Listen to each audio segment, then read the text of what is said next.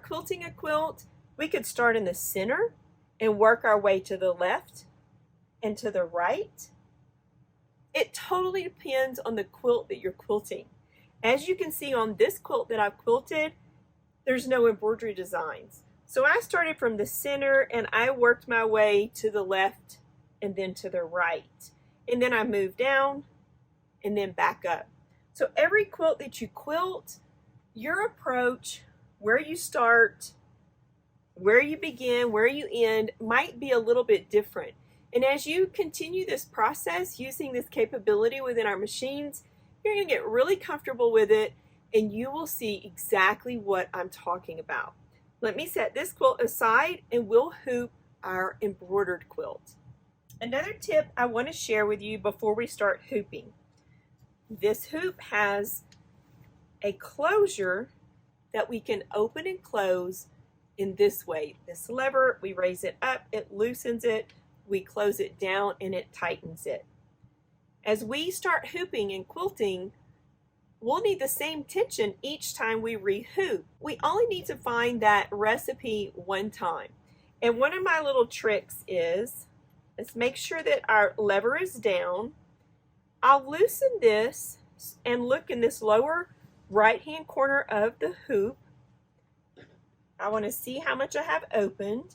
What I do is I take my quilt and I fold it in half and I look at this thickness.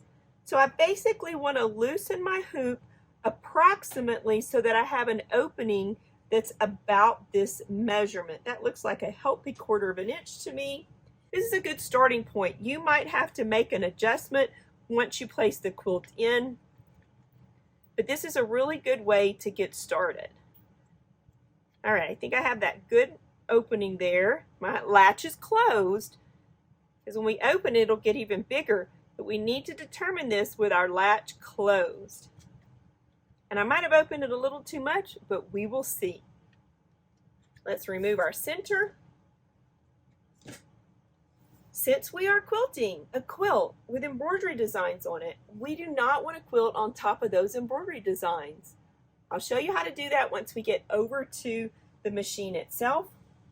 We'll start by hooping over here on one side. My quilt has 5 rows on it. This is my 3rd row. I'm starting in the center, just centering that embroidery design square. About there, okay. We'll need to place this at the bottom underneath our fabric and our batting, and then we'll grab our frame. And this is where these lines are really going to come in handy. Let's make sure that our latch closure is open, and it is. I felt underneath. I need to make sure that I'll be able to quilt all of my sashing. So here is my line that I drew that represents the width. So as long as I have this line a little bit past my sashing, I know that I'll be in the area so that all of this will be quilted, okay? So again, I'm just going to place it a little bit past my sashing on both sides and then slip that frame inside. That looks pretty good. Got my backing on all edges. Now I need to close my latch closure. Just slip my hand up underneath here and then close it. Now, if you feel like when you closed it, your hoop bowed, then you have it too tight. And in that case, you'll just want to loosen your little screw a little bit so that you don't have the edges of your frames bowing out. Now, we'll also want to give it a feel, and I want to determine if I feel like it's tight enough. I think it is. Yep, I think that's really good. Now, another thing that I also want to mention, whenever we're stitching and we're coming up along this side, we're attaching over to the frame on this side. When we're stitching on this side, I want to make sure that the screw, the needle bar screw, doesn't hit the side of my frame. Have you ever heard a little thunking as you are quilting really close to the outer edge? If that happens, then you don't have this side of your inside frame set far enough down into your base frame. So just push that down a little bit more. I'm just going to share little tips and tricks and things that I have faced along the years to help you through the process. All right, we are hooped. So we are ready now to go over to our machines and apply our stippling where it needs to go within our hoop, and again, not stitching on top of our embroidery design. Notice I've taken the time to arrange the bulk of my quilt sandwich. I've rolled it up and tucked it under so that it won't be in the way. Now, whenever I'm quilting like this, I never leave my machine. I'm always going to be right here, whether I'm looking at something on my computer, reading a book, or who knows, some other little crafty thing that I'm doing on the side. I always want to make sure that I'm here just in case fabric would fold over into the area that we're stitching upon. And if I'm here to watch that, then I know that I won't let that happen. Another thing is that when you're on this side, you also want to make sure that you don't let any of that excess fabric flop over into the embroidery field as well. Okay, a couple of little things that you need to look out for. I positioned the back of the quilt draped over the back, and the front of the quilt is neatly draped over the front. Once again, I'll select IQ Designer. And then I need to scan my frame. In the upper right hand corner, you'll see the little leaf and the arrow to the right. That's our scanning key. We'll select the scanning key, and then we'll select Image Scan. And then Scan. Once I select Scan, our embroidery frame will move forward and backwards, left and right, scanning everything that's within the embroidery field of our hoops. Now you'll want to make sure that there's nothing sitting in front of you that the hoop can bump, just in case. We've got a really large frame here, so it'll be moving the full height of the frame.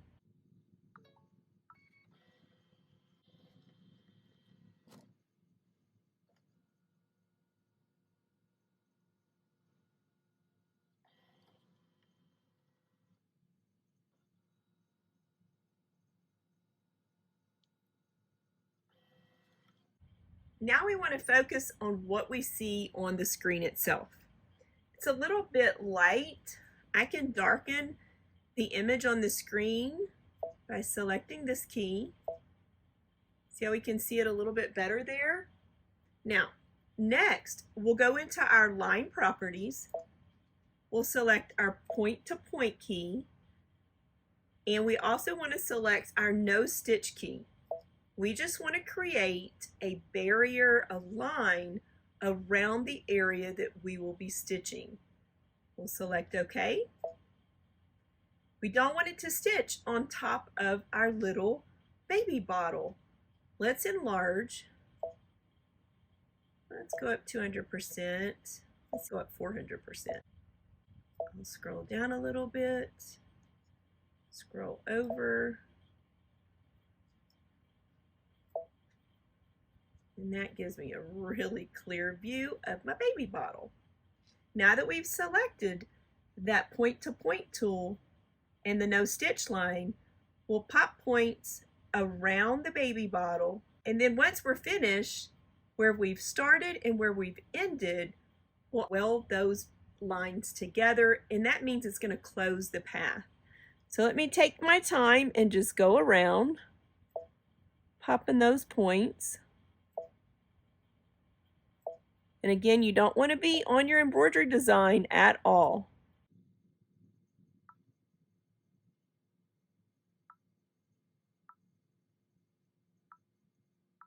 I can even touch the screen, hold, and bring the line out if you like to do that.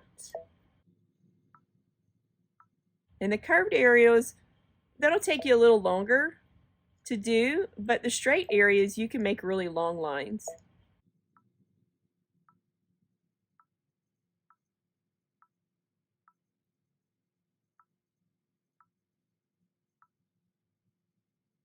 And if you want to be a little further away from your image, you definitely can do that. Okay, I'm going to back up just a little bit. I feel like I'm a little bit further away than I was on the other area. So all I have to do is select my undo key. It's at the bottom of the screen. And when I select undo, you'll see these lines back out. See how they're backing up? Now let's continue until I have it exactly how I want it. We're going to call this Fussy Quilting.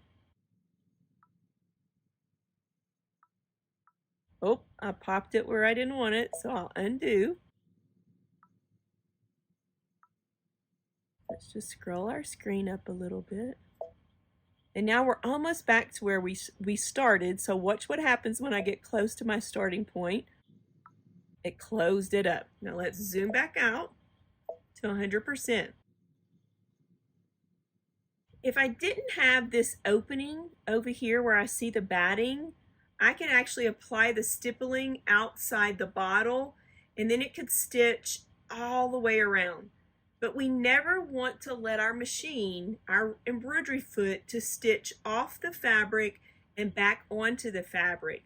This is loose fabric out here, and I definitely do not want to allow my embroidery foot to stitch off of it and slide back on. The embroidery foot could come up underneath this edge, and that would be a recipe for a bit of disaster. So we'll just use, once again, our point-to-point tool. We've already applied our point-to-point and our no-stitch line. I'll just start right up here so that I'm inside the sashing, and I'll go all the way down. Let me touch and hold and pull that down, and then I'm positioning it so that I'm actually right along the sashing area. Now I'll do the same thing. I'll touch and swing that mouse point all the way over to the corner and down, and then once again all the way up in the upper right hand corner, and I'm holding the whole time I do this. If I let go, then I can undo, or I'll have to just pop my points. Now I'm just going to come back where I started and let go, and it actually welded, closed those lines together. Now we need to go select our stipple. So here's our stipple key, our fill key. Here's our stipple key. I'll select OK. Let me go back since you didn't see that. I didn't have you on screen, so I'm just undoing. Oh, we want to redo. Oopsie. I don't want to undo my line all the way around. Did y'all see what happened? Okay, so let's go back into our fill area. Select our stipple, which is what we did, but you couldn't see it on the screen completely because I had you positioned incorrectly. And now we'll select our fill cup underneath our fill area. We'll touch our screen outside our bottle, but inside that big rectangle. And now if you'll look on the screen, we have stippling all over, but not on top of our embroidery design. We'll select next in that lower right hand corner. And here is where we can make the changes of our spacing. Again, this is too tight of a stippling for a quilt, in my opinion. I like to see my spacing for my stippling in metric, so I will go up to my settings key to the next page where I see units, select millimeters, select OK, and now we see our second key. When I touch it, it tells us that's our spacing. We tested previously. We liked 15 millimeters. So we'll bring that up to 15 and select OK. You'll see that spacing adjust. That looks nice. I do like the way that looks. Now we'll set it in that lower right hand corner. We'll select OK. And embroidery. So you'll notice that we now have our stippling design, we have our opening for our embroidery design. All we need to do is let our embroidery machine stipple for us. Now remember, I'm going to monitor my fabric and even the front of my quilt as well. If I feel like I need to hold it and support it, I will. If you have your machine on a large table, that supports the weight of your quilt in the back and in the front, that's a really good thing.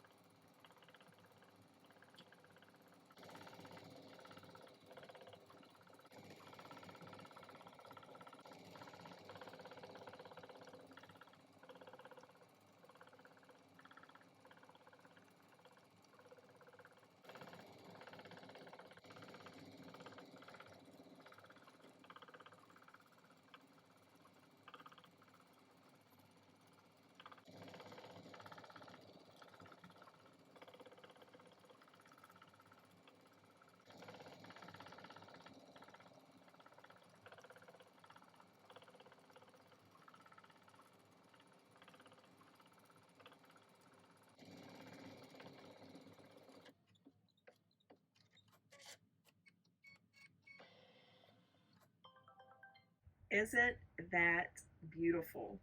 Okay, we've completed our first hooping and quilting a good bit of our quilt already. Let's remove our frame and then we'll rehoop for our next section and continue quilting our quilt. It'll be easier for me to rotate my quilt so that I'll work with my frame horizontal to my body. I've got a large frame here. Let's lift up our quilt, unlatch our latch. We don't have to adjust anything. We've already set that up. We'll remove our center frame and then we'll scoot it over, open up our quilt a little bit. Still got the base frame underneath. We can remove it and then just pet our quilt once again, smoothing it all out, making sure we're still all good and smooth. Now you'll notice our quilting just happened to end inside this seam, these seams here perfectly. It doesn't always happen, but it did this time. There will be times whenever you're quilting with tone-on-tone thread and fabric that matches together. It might be a little hard to see on your machine when you scan it. I have a little tip. You don't necessarily have to do this, especially if you have a little contrast between your thread and your base fabrics. But if you want to set yourself up for a better visual experience, just in case you feel like you need that, you can grab some washi tape or some painter's tape and place that along the edge of where you quilted. See, here is where our quilting stops to here. I don't need to do that since I can really visually see the difference here, but as we go forward we might want to do that, and I'll show you how to do that in a future step just in case. Now once again I'm going to take my bottom frame, place it underneath my quilt, and I also want to make sure that my latch stays open. You might have to check that a time or two. And then I'll just start positioning it. I'm filling of it. So here I have the inside edge of the hoop. I'm going to give myself a little visual alignment, centering. And then we'll grab our inside hoop. And then we'll start referring to our marks on our frame itself. Okay, so if we look, the vertical area that my quilting is going to start will be from this notch to this notch. Grab my ruler and give you a little visual here. Okay, so from here to here, this is about where that stippling is going to start, where we want it to, the most outer edge of the frame itself where it can stipple. The embroidery field. I want to make sure that I allow some of this stippling to peek into the embroidery field. I just find that that helps me get the outcome that I want. See, I'm a little crooked, so I'm just going to play with it a little bit, move it around until I feel like I have it positioned the way I want it. And again, this just takes a little time. Be patient. Here's my mark and my mark. which is now inside this area. I'm going to even scoot it back a little bit more towards you. All right, so that looks pretty good. Now here's my inside mark and my inside mark. I'm looking at my existing quilting, and I can see that that is positioned inside those marks. Now, this is not an exact science.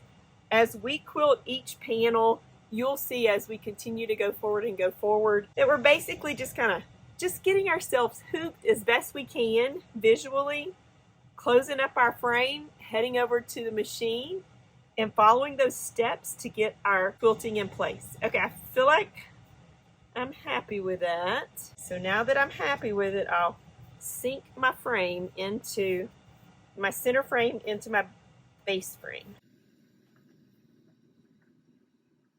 I'll give it a little gentle tug, making sure I don't have any bumps or wrinkles in it. My latch is still open. I just felt underneath. I feel a little bump here, and I think that's probably going to be in my batting. Yeah, I had a little bit of a bumpy batting. I don't want to leave that in there, so I'm going to grab a hold of my batting. Again, this is just me taking you on my process ride. I'm going to give it a little tug, and it's not budging, so I'm going to open up the frame. I'm going to remove that center frame, and now I'm going to give it a tug. I don't want any bumps in there.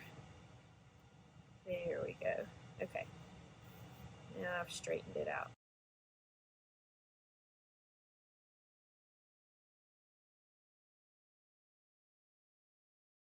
And I just try to hoop it so it's evenly positioned visually to my eye. Now, another thing that I always like to look at is just to make sure that I don't have any lint on top of my quilt top.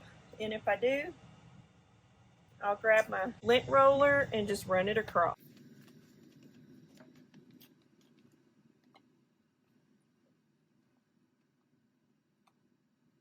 That looks pretty good to me. Now I'll close my latch closure. Just latch it down. Give it an extra check.